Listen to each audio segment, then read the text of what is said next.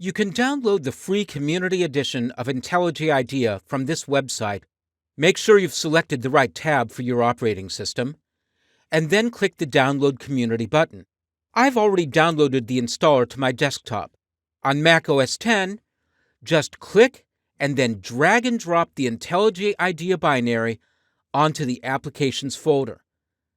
And after a few moments, it should be copied over, and you can then double-click the Applications folder and locate and start the software. If you have any trouble opening the software, you might have to upgrade one of the Properties files. I'll show you how to do that in a moment. The first time you open IntelliJ IDEA, you might see this dialog asking you whether you want to import settings from an existing copy of the software.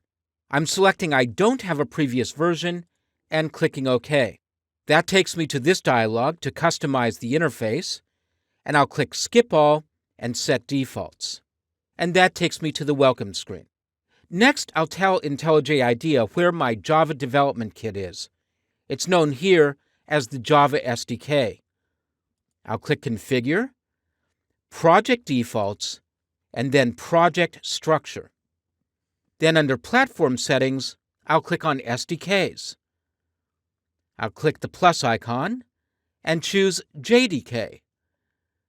Then I'll browse to my Java installation folder.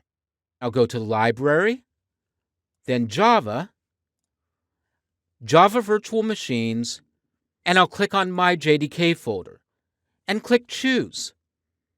And that adds the JDK.